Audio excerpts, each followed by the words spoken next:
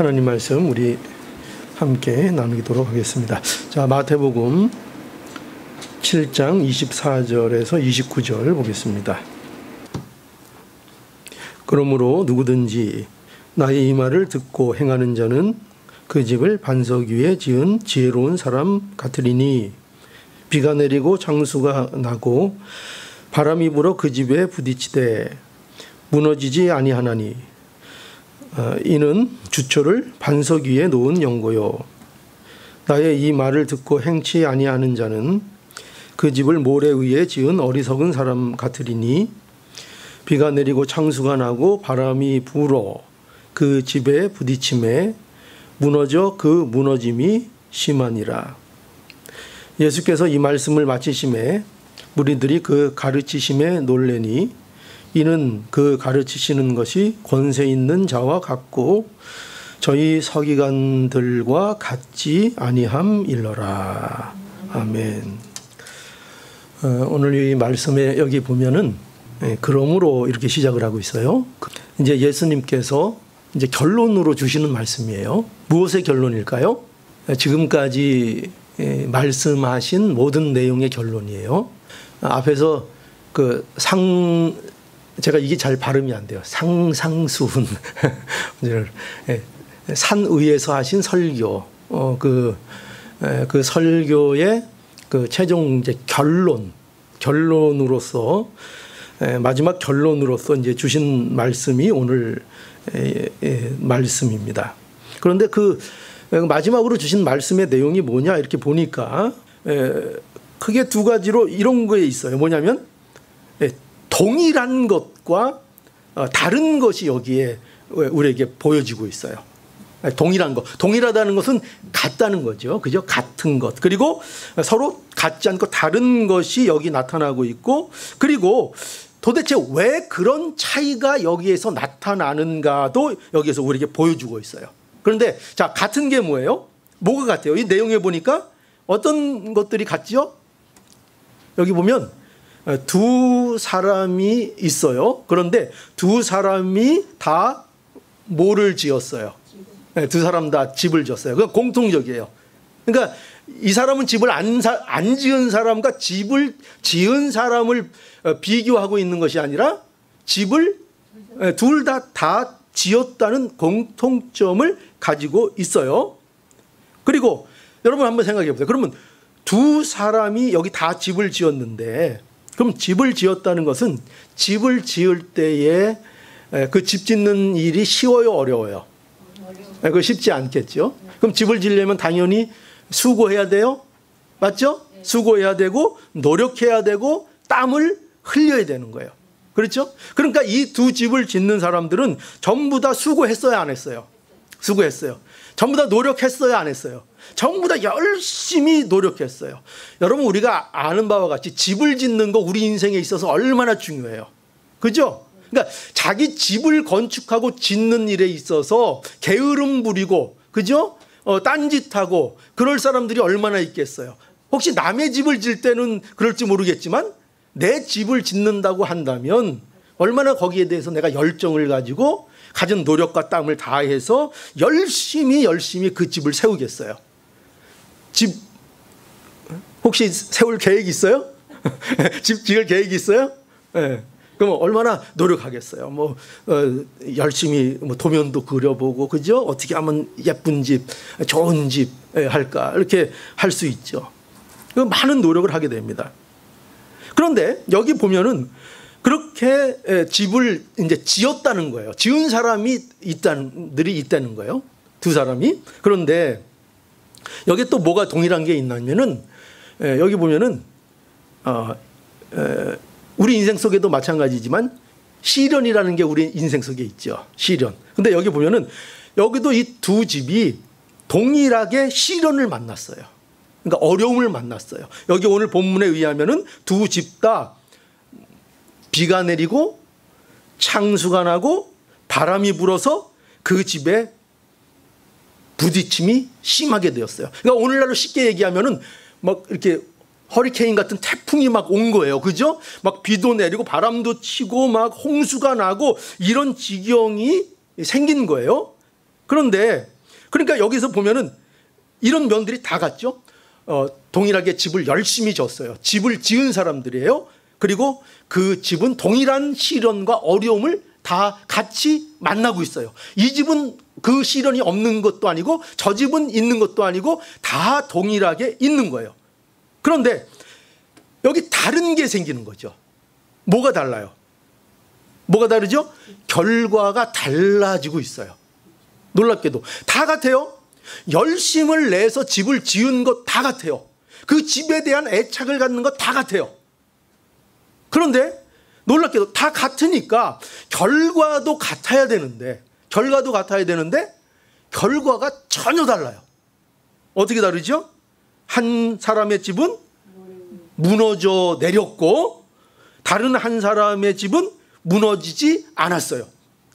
무너져 내렸는데 어떻게 무너져 내렸는가 하면은 그 무너짐이 몹시 심하도록 그 집이 무너져 내렸어요. 문제죠. 열심히 지었는데 노력했다고요, 안 했다고요? 노력했죠. 그 집에 애정 쏟았다고요, 안 쏟았다고요? 애정 쏟았어요. 땀을 흘렸어요. 시간을 들였어요. 수고를 했어요.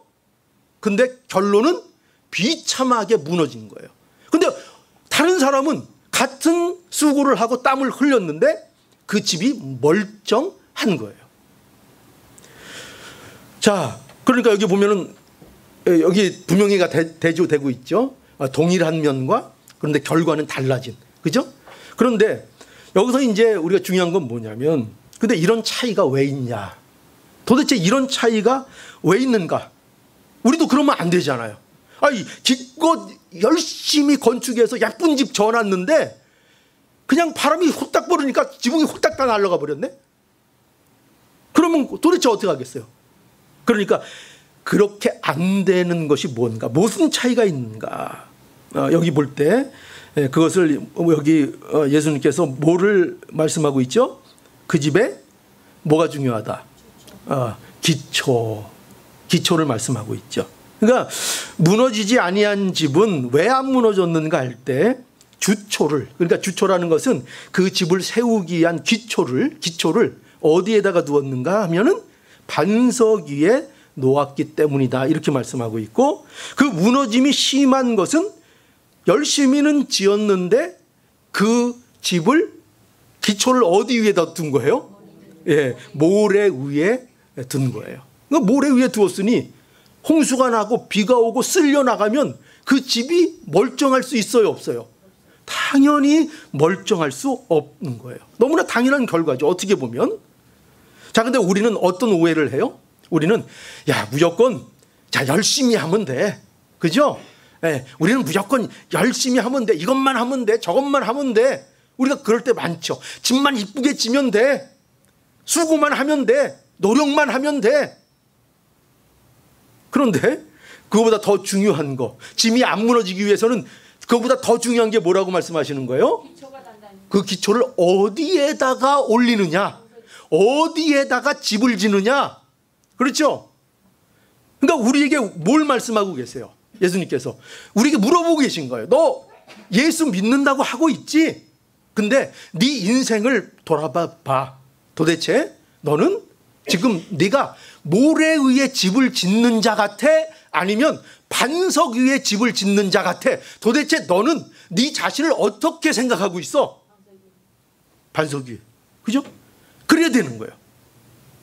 그러니까 여기 보면은요, 예수님이 왜 이런 말씀을 해주시는가 하면은요, 그건 분명한 거예요. 뭐냐면 우리가 그 집을 모래 위에 지은 어리석은 사람 같이 되지 않기를 원하시는 거예요. 그렇죠? 그 집을 반드시 반석 위에 지은 지혜로운 사람과 같이 되기를 예수님께서는 우리에게 원하고 계신 거예요.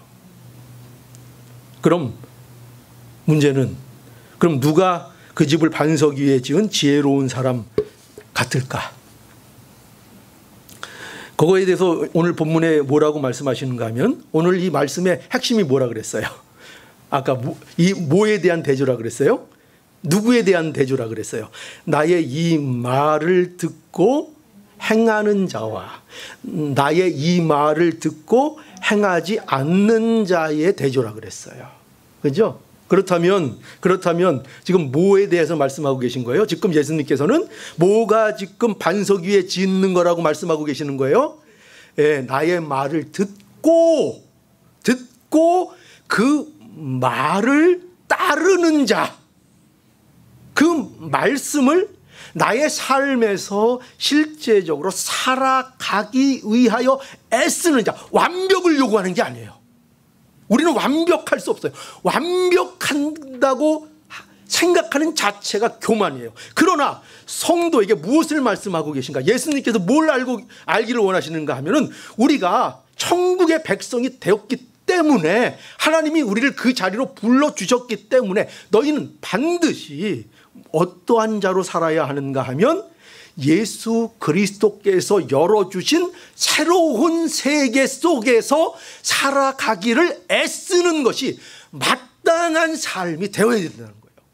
그게 없으면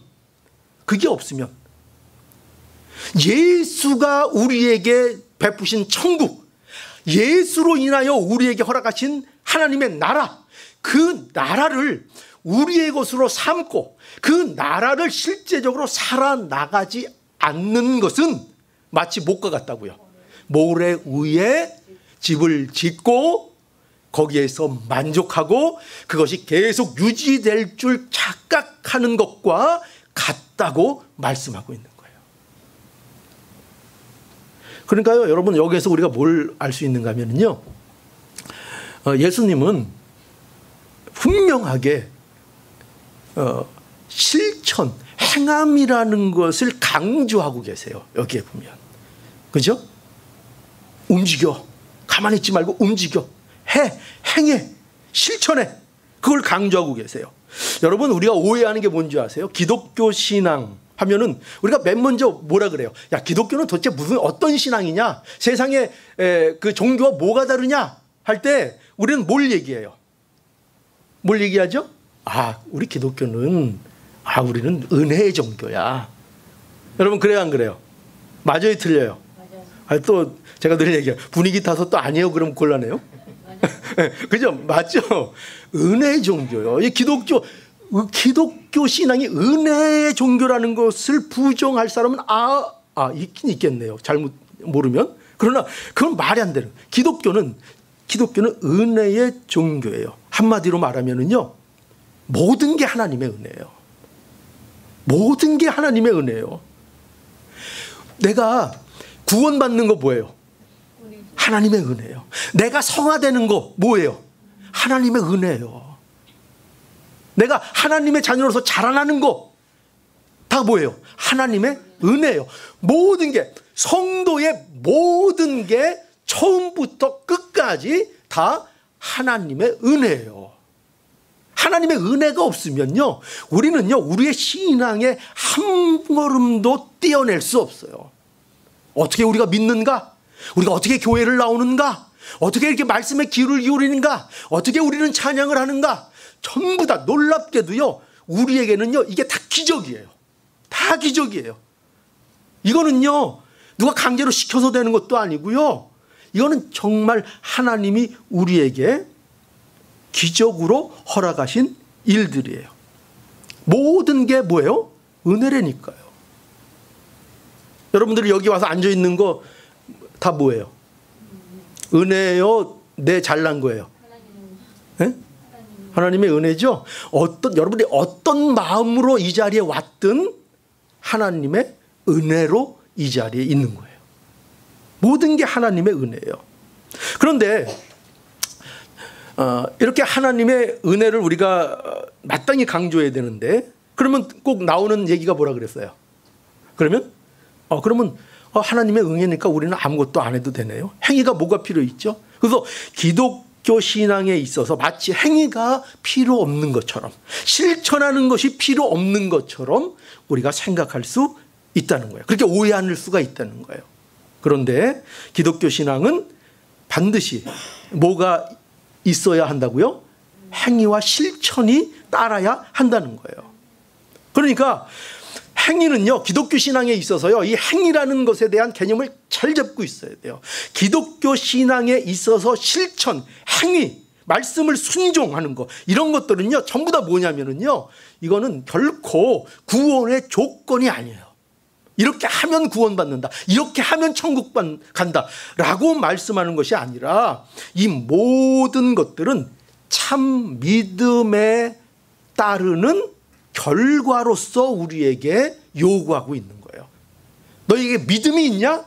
정말 예수 그리스도를 나의 구주로 믿고 내가 천국의 백성이라는 것을 믿는가? 그럼 믿는다면은 그런 사람들에게는 반드시 뭐가 따라오게 되어 있다고요? 순종이라는 믿음의 실천, 행함이 그 믿음에는 따른다는 거예요. 마치 포도나무가 잘 자라면은 누가 강제하지 않아도 거기에서 뭐가 열리듯이, 포도가 열리듯이, 포도가 열려야 돼요, 안 열려야 돼요? 사실은 열려야 되죠. 그렇죠? 그것처럼 우리 기독교에 있어서 행위와 실천이라는 건 뭐냐면, 그거를 맺어야 구원이 있다는 것이 아니라, 구원을 받은 자는 그 결과가 나타나고 따르게 된다는 열매를 우리에게 말씀하고 있는 거예요. 그게 우리에게 나타나는 아름다운 열매예요. 그러니까 기독교에서 말하는 열매는요, 성탄절에 세우는 크리스마스 추리에 붙이는 무슨 불빛, 무슨 뭐 장식, 이런 게 아니라고요. 열매라고요. 열매. 어디에서 갖다가 따다가 붙이면 되는 게 아니라 안으로부터 나오는 열매. 그 행위, 그 실천을 우리에게 요구하시고, 그래서 그 실천이 있으면 뭐라는 거? 아, 구원받은 자구나 라는 것을 알 수 있다고요, 없다고요? 그래서 있다는 거예요. 그 본질을 나타내기 때문에. 그래서 분명히 우리는 알아야 됩니다. 그래서 예수님이 여기서도 분명히 실천을 그런 의미에서 강조하고 계신 거예요. 그런 의미에서. 그래서 우리 잘 아는 대로 야고보서 2장 17절에서 20절의 말씀 보면, 이와 같이 행함이 없는 믿음은 그 자체가 뭐라고 말씀하셨어요? 죽은 것이라. 혹이 가로되 너는 믿음이 있고 나는 행함이 있으니 행함이 없는 내 믿음을 내게 보이라. 나는 행함으로 내게 보이리라. 내가 하나님은 한 분인 줄을 믿느냐? 잘하는도다. 그러면서 누구도 그걸 믿고 떤다 그래요? 귀신도. 귀신에게 구원이 있어요, 없어요? 없어요. 근데 구원이 없는 귀신도 어떻게 한다고요? 하나님이 한 분인 줄 알고 믿고 떤다는 거예요. 믿고 떤다는 거예요. 그러면서 20절에 이 표현 잘 안 되네요. 허탄한 사람아, 행함이 없는 믿음이 헛것인 줄을 알고자 하느냐. 무슨 말이에요? 행함이 없는 믿음은 그 근본이 뭔지를 의심해 봐야 된다는 거예요. 여러분, 그러니까 이 말씀이 우리에게 뭘 말씀하시는가? 참 믿음에는 그 믿음의 결과로서의 행위가 따른다, 이렇게 말씀하고 있는 것입니다. 왜 그럴까요? 참 믿음이라는 것은 예수의 생명을 가진 것이기 때문에 그렇습니다. 그렇죠? 예수를 믿는다는 것은 무슨 이론이나 개념이 아닌 거예요. 그건 실제적인 것이고 우리 안에 실제적인 생명이 있다는 걸 얘기하는 것이에요. 뭘 교회를 뭐 다니고 출석하고 뭐 성경을 읽고 기도를 하고, 예, 물론 그 중요하죠. 그러나 예수를 믿는다는 것은요, 그 정도 수준을 얘기하는 것이 아니라 내 안에 예수 그리스도가 내 안에 생명으로 내 안에 계시다는 거예요. 내 안에 생명으로. 그게 예수 그리스도를 믿는 거고, 그것이 그리스도인인 것입니다. 그러니까 예수를 믿고 예수의 말씀을 자신의 삶의 원리로 살라는 말씀이에요. 살라. 예수님은요 계속 이걸 강조해요. 예수님은요 놀랍게도요 이 믿음의 실천을 계속 강조한다니까요. 그래서 보세요. 우리가 전인가요? 뭐 배웠어요? 무슨 문으로 들어가라? 좁은 문으로 들어가라. 그게 뭐예요? 좁은 문으로 들어가라 이 말씀이 바로 뭐 하는 거예요? 말씀을 실천하라. 내게 가르친 이 말씀을 듣고 내가 너희에게 준 말씀을 듣고 이 말씀 천국의 백성으로 그거 쉽지 않다? 어렵다? 세상에서 핍박받는 일이다? 그러나 너희는 그렇게 살아라. 그렇게 살아라. 그게 뭐예요? 좁은 문으로 들어가라. 좁은 문으로 들어가라. 그리고 또 뭐라 그러셨어요? 거짓 선지자를 삼가라. 그게 뭐예요? 그것도 왜 거짓 선지자를 삼가요? 거짓 선지자들이 뭐 하는 사람들이에요? 말로만 주여 주여 하고 그 안에는 누가 없어요? 예수 그리스도가 없는 그 자들, 예수 그리스도 그분을 따르는 그 믿음이 없는 자들, 다 자기를 위해서 주여 주여 하고 자기 영광을 위해서 종교 생활하는 그 모든 자들, 그죠? 그걸 강조하고 있죠. 그러니 거기에서도 뭘 강조해요? 참된 행함, 참된 실천, 그게 너희에게 있어야 할 것이다. 또 뭐라고 하셨어요? 내 아버지의 뜻대로 행하는 자라야 어디에 들어가요? 천국에 들어간다. 이렇게 말씀하셨죠. 그죠? 그게 무슨 말이에요?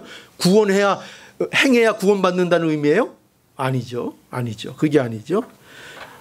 실천을 강조하고 있는 거예요. 실천을 권하고 있는 거예요. 너희의 현실이 이와 같이 부름을 받았으니 너희는 반드시 이러한 삶으로 나가는 것이 너희에게 마땅하다고 권하고 계신 거예요.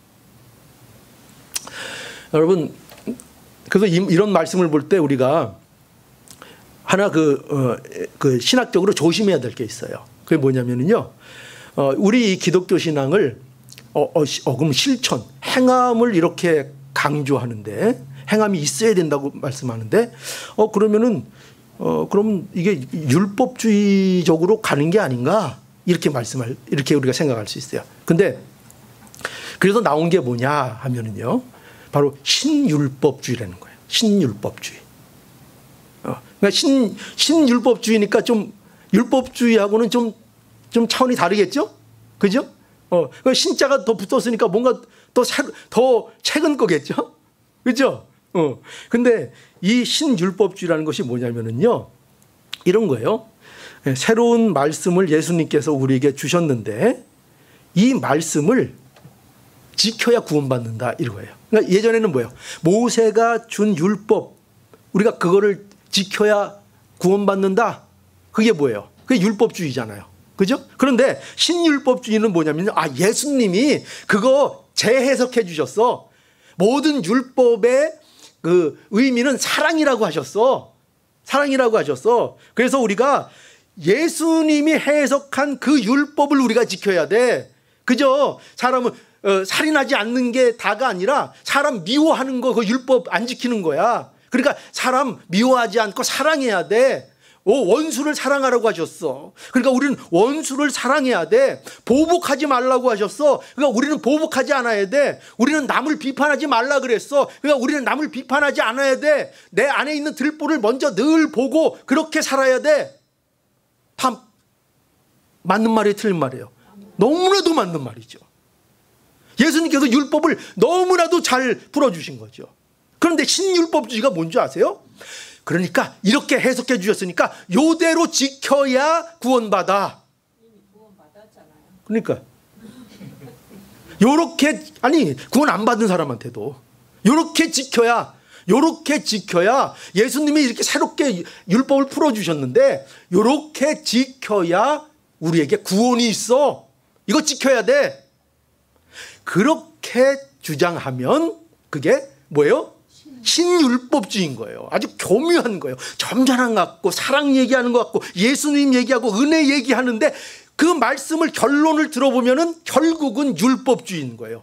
결국은 율법주의인 것이 아니라 더 무거운 짐을 지우는 거예요. 더 무거운 짐을. 왜요? 예전에는 모세의 율법에서는 뭐만 지키면 됐어요? 그냥 사람 가서 안 찌르면 됐어요. 그죠? 그럼 나 지켰어. 근데 예수님이 해석해 주신 것은 아니야, 너 마음에 형제를 미워한 것도 살인한 거야, 이렇게 말씀하셨단 말이에요. 그러면 이 말씀이 우리에게 그대로 100% 이 말씀을 그대로 이 율법의 정신대로 지켜야 하는 것이라면 그럼 우리는 망한 거죠. 망한 거죠. 여러분 오늘도 누구 미워한 사람 있어요 없어요? 보통 오늘 하루 별로 지나지도 않았어요. 오전이나 몇 시간 안 지났어요. 그 마음속에 미워하는 마음 생긴 거 있어요 없어요? 짜증나는 거 있었어요 없었어요? 아직은 없는데 모르시네요. 아직 그래도 잘 견디셨네요. 이제 조금 있으면 깨집니다. 조금 있으면 깨져요. 조금 있으면. 그러니까 그런 예수님의 율법의 요구에 따르면 우리는 답이 없는 거예요. 답이 없는 거예요. 오히려 그 해석으로 인해서 우리는요 더 무거운 짐을 지는 거예요. 아유 예전에는 그냥 눈가림만 하면 됐는데 이제는 마음까지 보신다네. 아유 가서 아유 미안합니다 이러면 그래 미안해 됐어 그래 근데 이제는 그걸로 안 통한다네. 미안하다가 했는데 너 진심이야? 이렇게까지 물어보신다네. 그러면 도대체 어떻게 되는 거예요? 그러면 우리에게 더 무거운 짐이 되는 거죠. 이게 신율법주의예요. 그래서 근데 예수님께서는 그러니까 뭐예요? 이걸 얘기하지 않는다고요. 예수님께서 여기에서 너희가 내 말을 듣고 그 말을 행해야 된다. 그것을 실천해야 된다. 이거는 우리한테 그런 무거운 짐을 지우는 신율법주의로 우리에게 말씀하시는 것이 아니라 너희가 이거는 완전히 반대예요. 내가 너희를 전혀 예전과는 다른 사람들로 너희를 예수 안에서 부른다는 거예요. 부르기 때문에 지금 천국의 이 복음을 통해서 너희는 이제 예수로 인해서 새로운 시대가 너희에게 열렸으니 예수 그리스도로 인한 새로운 세계를 너희가 너희의 현실로 살아가라는 거예요. 살아가라. 그게 뭐예요? 야 너희들 앞으로 내가 이 땅에 왜 왔는지 알아? 너희들을 천국 백성이 되게 하기 위해서 이 땅에 왔어. 그리고 내가 십자가를 지고 이 모든 일을 완성할 거야. 그러니까 너희는 뭘 해야 돼? 그걸 믿고 그 예수 그리스도께서 너희에게 주시는 천국의 현실을 믿고 너희는 그 믿음 안에서 그 천국의 현실을 받은 자로 살아. 그게 뭐라고요? 그게 이 말씀을 듣고 그 말씀대로 따르는 거예요. 이 삶을 살려는 거예요. 그러니까 이거는요 우리에게 짐을 지우시는 게 아니에요. 짐을 지우는 게 아니라 뭐라고요? 얘들아 죄송합니다. 여기 연세도들 많으신데 얘들아 너희 내가 천국 백성으로 불렀어. 천국이라는 것이 먼데 있는 게 아니야. 너희들에게 예수 그리스도 안에서 천국이라는 건 너희의 현실로 되었어. 예수 믿니? 그럼 그 천국이 너희의 현실로 이미 받아진 거야. 그러면 그 천국을 어떻게 하라고요? 그러니 너희는 어리석은 자와 같이 살지 말고 지혜롭게 살아야 돼. 그게 너희에게 맡겨진 삶이야. 너희들은 그렇게 살라고 내가 죄에서 구원한 거야.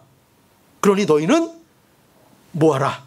이 말을 듣고 내가 이렇게 가르치는 이 말을 다 듣고 그 말을 행하는 자로 반석 위에 집을 지은 자로 그렇게 살아.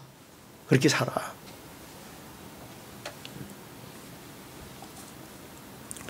그러니까 우리는요 과거에는 어떤 사람들이었는가?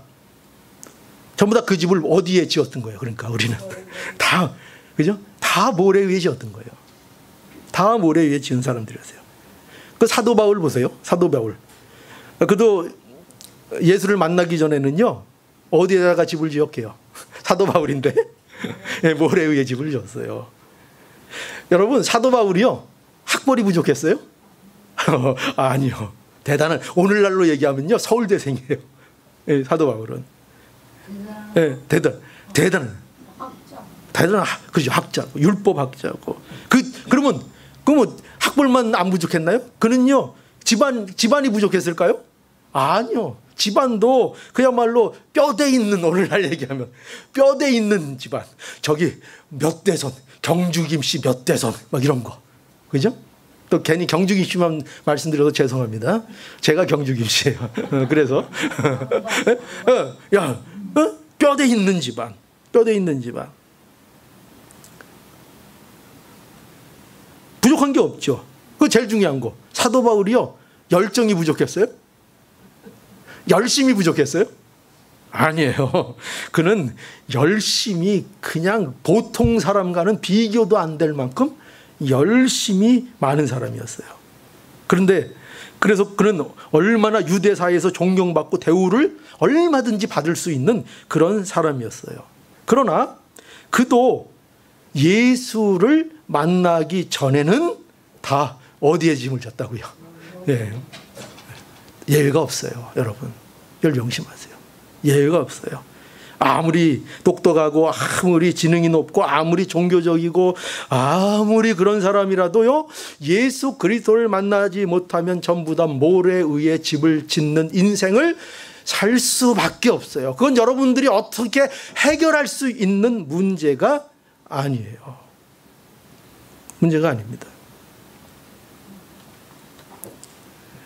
그러나 예수님을 만나면 어떻게 돼요? 예수님을 만나면 세상 것을 다 잃어버린 것 같을지라도 그는 어디에 집을 짓는 사람이에요?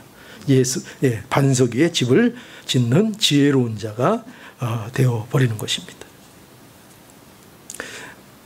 그러니까요, 우리는 이 사실부터 분명히 알아야 돼요. 우리는 모두 예전에는 그 집을 모래 위에 짓고 있는 사람이었다. 이거 아는 게 은혜예요. 이게 아는 게. 내가 지금까지 모래 위에 집 졌네. 아니, 목사님, 어떻게 하면 좋습니까? 하나님 앞에 어떻게 하면 좋습니까? 이거면, 여러분, 이게 나오잖아요? 여러분, 정말 복이 있는 거예요. 어느 날 갑자기 하나님 앞에 엎드려서 이게 터지는 거예요. 하나님, 내 인생을 어떻게 하면 좋습니까? 제가 지금까지 열심히 산다고 살았는데, 모래 위에 온통 화려한 거 다 올려놓고 있었습니다. 모래 위에. 어떻게 하면 좋습니까? 이 자복이 나오면요, 여러분들의 인생에요, 성공한 겁니다. 이 외침, 이 탐복이 나오면요, 여러분의 인생을 성공한 거예요. 그 마태복음 19장에 가보면, 마태복음 19장 16절에서 21절에 보면은요, 여기 한 부자 청년이 예수님 앞에 나왔어요. 그런데 이 부자 청년이 나와서 뭐라고 했냐면, 선생님, 내가 무슨 선한 일을 하여야 영생을 얻을 수 있습니까? 이렇게 물어봤단 말이에요. 그러니까 예수님께서 뭐라고 하셨냐면요, 어찌하여 선한 일을 내게 묻느냐? 선한 이는 오직 한 분이시니라. 이렇게 말씀하고, 내가 생명에 들어가려면 계명을 지키라. 이렇게 말씀하셨어요. 그러니까 이 젊은 청년이 계명이요? 지금까지 자기가 산 게 있거든요. 그러니까 좀 잘난 척 하려고 뭐라 그랬겠어요? 가로되 제가 조금 약간 이제 극하해서 얘기하면 참 잘 물어보셨네. 잘 물어보셨네. 그래서요, 어떤 계명인데요? 자신 있다 이거죠. 자신 있다 이거죠. 왜? 웬만한 거 다 자기가 지켰다고 자부하니까. 그거 어떤 계명인데요? 이렇게 물어보니까 예수님께서 뭐 별다른 걸 말씀 안 하세요? 살인하지 말라, 간음하지 말라, 도적질하지 말라, 거짓 증거하지 말라, 내 부모를 공경하라, 내 이웃을 내 몸과 같이 사랑하라 하신 이것이니라. 이렇게 말씀을 해주셨어요. 그러니까 이 청년이 반응이 뭐였냐면은, 그 청년이 가로되 이 모든 것을 내가 지켰사오니, 그죠? 내가 지켰사오니 아직도 무엇이 부족합니까? 세상 미치고 팔딱 뛸 노릇이죠. 아직도 무엇이 부족합니까? 이것처럼 교만한 게 있겠어요? 아직도. 예수께서 가라사대 뭐라 그래요? 내가 온전하고자 할진대 가서 내 소유를 팔아 가난한 자들을 주라. 그리하면 하늘에서 보화가 내게 있으리라. 그리고 와서 나를 쫓으라. 이렇게 말씀하셨어요. 그러니까 여기에서 이제 뭐가 드러나느냐? 이 부자 청년의 실체가 드러나요. 그러니까 예수님이 이렇게 말씀하시는 건요, 그 사람의 그 돈 갖고 그런 게 아니에요. 예수님이 의도한 건 뭐냐면요, 그 청년의 실체, 모르고 있었던 실체, 꽁꽁 숨기고 있었던 그 실체, 그걸 밝히시죠. 밝히시기 위해서 이 말씀을 하신 거예요. 그러니까 딱 찔렸죠. 그게 정통으로 맞았죠. 그래서 청년이 어떻게 해요? 끝에 이렇게 끝나요. 그 청년이 재물이 많음으로 그 말씀을 듣고 근심하여 가니라. 뭐가 증명된 거예요? 뭐가 증명된 건가? 이 사람은요, 이 청년은 자기가 지금까지 열심히 집 잘 짓는 줄 알았어요. 천년 만년 집 짓고 지금 있는 줄 알았어요. 그렇게 굳게 믿고 있었어요. 그 믿음의 근거가 뭐였어요? 내가 이런 것도 잘 지키고 저런 것도 잘 지키고 새벽 기도도 잘 나가고 예배도 안 빠지고 11조도 잘 내고 뭐든지 내가 다 했어. 내가 할 수 있는 거 종교적인 거 다 했어. 그러니 나는 분명히 반석 위에 집을 지은 걸 거야. 난 그렇게 믿어. 그렇게 생각했는데 그게 하루아침에 예수님의 말씀으로 이게 들통이 나버린 거예요. 뭐가? 진짜로 못 지킨 거예요. 율법을 진짜로 지키지 못한 거예요. 다 모래 위에 집을 짓고 있었던 거예요. 그게 들통난 거예요. 여러분, 이걸 알아야 돼요. 예수님께서요, 또 하나님께서 우리에게 말씀을 오늘도 주시잖아요. 말씀을 주시잖아요. 그럼 이 말씀을 통해서 과연 우리에게 뭘 하려고 이렇게 말씀을 우리에게 주시는가 할 때 첫 번째로 반드시 알아야 될 거 뭐냐면요, 우리를 들통나게 하시려고 말씀을 주시는 거예요. 우리를 들통나게 하려고. 우리가 꽁꽁 숨기고 있었던 거, 나의 죄된 거, 나의 부족한 거, 그죠? 아니야, 나는 그런 사람이 아니야. 나는 그런 사람이 아니야. 나는 그런 사람이 아니야. 꽁꽁 숨기고 있는 것들. 그거 말씀이 우리에게 와서요, 그거를 너 그런 사람인데, 제가 표현이 조금 얄밉나요? 그래도 그렇게 하시는 거예요. 그렇게 하시는 거예요. 너 뭘 자꾸 이렇게 자꾸 떨어뜨리세요. 자, 졸다 떨어뜨린 거 아닌 거 알아요. 말씀 너무 집중하다가 떨어뜨린 거예요, 지금. 진짜예요? 제가 봤어요. 그러니까 이 부자 청년을 통해서 우리가 뭘 보라는 거예요. 그러니까 모래 위에 집을, 자기는 반석 위에 집을 짓고 있다고 생각하는데 어디에 계속 집을 짓고 있었던 거예요. 모래 위에 집을 짓고 있었던 그 사실, 그 현실을 우리에게 말씀하고 있는 거예요. 그러니까 우리가 다 이런 자였다는 거예요. 그런데 어느 날 갑자기 내가 모래 위에 집을 짓는 자였군요. 하나님, 여기서 돌이키기를 원합니다. 돌이키게 해주세요. 이게 바로 하나님의 구원이 임한 거예요. 하나님의 구원이. 여러분, 그래서 이 말씀은요, 정말 우리에게 위로가 되는 말씀입니다. 얼마나 저는 이 말씀을 볼 때마다, 이 상상수훈의 말씀들을 들을 때마다 얼마나 큰 위로가 되는지 몰라요. 왜냐하면 꼭 아세요. 왜 위로가 되는가 하면요, 예수님이 우리에게 하신 일을 근거로 이 말씀을 우리에게 하시기 때문이에요. 언제나 이걸 잊지 마세요. 성경에서 막 어려운 걸 우리에게 요구하시잖아요. 막 어려운 것들을 요구하시고, 이런 것들을 우리가 어떻게 해? 이런 마음이 들 때마다 우리가 뭘 반드시 생각해야 하냐면요, 이런 요구들이 전부 다 예수님이 우리에게 실제로 이루신 일을 근거로 해서 우리에게 요구하고 계시다는 사실을 우리가 알아야 돼요. 알아야 돼요. 그래서 자, 보세요. 예수님이 우리에게 뭘 주셨어요? 뭘 주셨죠?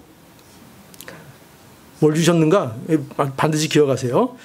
예수님은요, 우리에게 이미 예수 그리스도 안에 있는 자들에게 천국의 현실을 이미 주신 거예요. 이거를 여러분들이 받지 못하면요, 참 믿음 생활이 힘들어져요.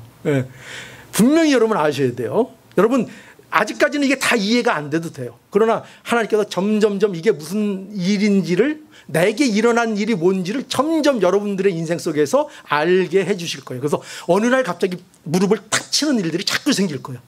그거구나. 그거구나.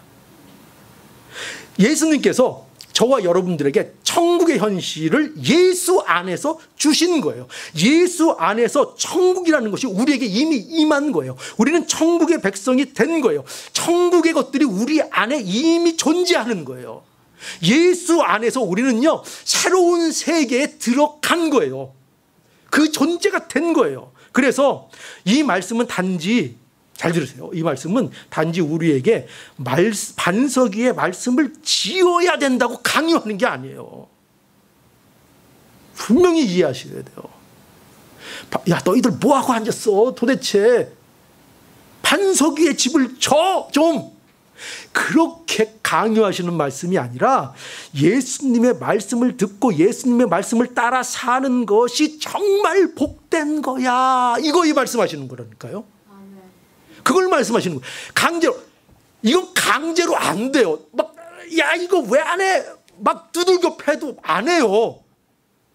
우리 말 안 듣는 애들 막 키워보셨잖아요. 두들겨 패도 말 안 들어요. 근데 이걸 두들겨 팬다고 이걸 알고 이걸 믿겠어요? 아니요. 이거 그런 차원이 아니에요.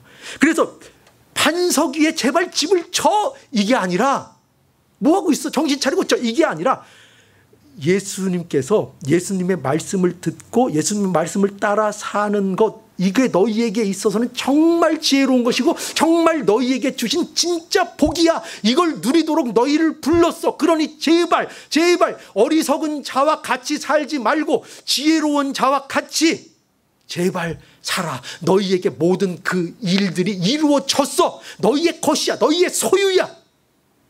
그렇게 말씀하신다니까요. 이게 우리가 믿음으로 살아가는 우리의 근거입니다.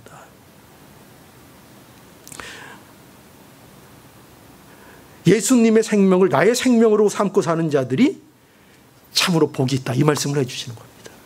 그게 이 비유를 통해서 우리에게 예수님이 하나님의 뜻으로 우리에게 전해주시고 우리에게 말씀해주시고 우리의 심령 가운데 박히도록 우리에게 말씀해주시는 겁니다. 예수님의 생명을 나의 생명으로 삼고 사는 자들, 그들이 복 있다. 왜냐하면 너희는 그렇게 부름을 받았으니까. 이러한 사람은 결코 어떻게 된다고요? 세상에 비 내릴 때 있어요, 없어요? 있어요, 없어요? 세상에 창수가 날 때 있어요, 없어요? 세상에 바람이 막 부딪히고 막 폭풍이 몰아칠 때 있어요, 없어요? 그러나 그럼에도 무너지지 않는 영원한 복이 우리에게 있다고 약속하고 계신 거예요. 이 말씀을 듣고요, 놀랬대요. 누가? 이 말씀을 듣는 사람들이. 오늘 28절 29절 한번 볼까요? 예수께서 이 말씀을 마치심에 무리들은 그 가르침에 놀래니 이는 그 가르치는 것이 권세 있는 자와 같고 서기관들과 같지 아니함이로라. 이건 누구의 코멘트예요? 누구의 말이에요? 누가 이렇게 한 거예요? 마태가. 이 마태 보면 마태가 기록한 거잖아요. 그죠? 예수님이 이런 일을 하셨어. 그러면서 마지막에 마태가 코멘트를 거기다 다는 건데 뭐라고요? 예수께서 이 말씀을 마치심에 무리들이 그 가르침에 놀랬어. 마태가 그걸 본 거예요. 그죠? 놀래고 마태의 그 느낌, 이는 보니까 그 가르치는 것이 권세 있는 자 같고 서기관들과 같지 아니하기 때문에 사람들이 이렇게 놀랬네. 그러니까 보세요. 마태가 이런 내용들을, 예수님의 이 설교를 이렇게 여기 마태복음에 기록하고 있는 목적이 뭐예요? 거기 그게 드러나죠? 예수님은 다르네. 그죠? 이 기록을 통해서 뭘 얘기해줘요?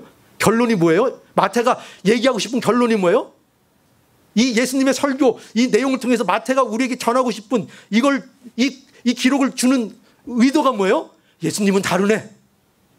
예수님은 이 세상에 저런 서기관들과 율법사들이나 세상의 종교자들이나 이런 것과는 다르네. 그에게는 권세가 있네. 그에겐 권위가 있네. 누구의 권위일까요? 누구의 권위일까요? 누구의 권위길래 우리는 그 앞에 복종하는 걸까요? 예수님의 권위인데 곧 누구의 권위예요? 하나님의 권위. 하나님의 권위. 하나님의 권위가 그 말씀에 있네. 그죠? 근데 이 권위를 느끼면서도 놀라면서도 놀란 건요. 다 믿는다고요? 안 믿는다고요. 안 믿는다. 그러니까 믿어지는 게 얼마나 복인 줄 알아야 돼요. 믿어지는 게 100억 줘도 못 믿어요. 1000억 줘도 못 믿는다니까요. 거짓말 같은가요? 1000억 주면 여러분이 안 믿는 사람 믿을 수 있을 것 같아요? 아니요. 못 믿어요. 믿는 척은 할 수 있죠. 믿는 척은. 1000억 줬다고 믿어지는 게 아니에요. 그죠? 그러니까 믿는 것이 얼마나 놀라운 은혜인지 몰라요. 믿어지는 거. 스데반의 설교를 듣고는 스데반을 사람들이 마음이 찔렸는데 가서 쳐 죽였어요. 베드로가 설교할 때는 마음이 찔렸는데 회개하고 돌아와서 그 교회에 3천이 더해졌어요. 여러분, 하나님의 말씀이 증거되면요, 언제나 이 두 가지가 나타나요. 마음은 찔리는 게 똑같은데, 아우, 저 김 목사, 저거 내가 언젠간 저 죽여야 되겠다. 아, 이거 도대체 인간으로서 들을 수가 없는 얘기네. 세상에 악을 미치는 존재인데, 내가 기회 봐서 유대인들이 바울을 그랬어요. 유대인들이 어떻게 하면 특공대까지 조직해서 바울을 어떻게 죽일까? 반드시 그 두 개가 있어요. 하나는 찔려서 마음에 회개하고 하나님 앞에 돌이키는 역사가 나타나고, 아니면 저거 못 듣겠네. 그래서 저는 그런 역사가 있었으면 좋겠어요. 우리 교회에서도요, 누군가가 이 자리를 박차고 뛰쳐나가는 일이 있었으면 좋겠어요. 그럼 저는 마음이 뿌듯할 거예요. 아, 찔렸구나. 여러분, 견디질 못해요. 견디질 못해요. 우리가 이 사실을 분명히 아시고, 우리에게 이 말씀을 주신 분은 하나님이 주신 독생자 예수 그리스도, 하나님 그분인 걸 아시고, 우리가 이 말씀에 따라 예수의 말씀을 따라 사는 우리의 복된 현실이 되어지기를 간절히 원합니다. 예.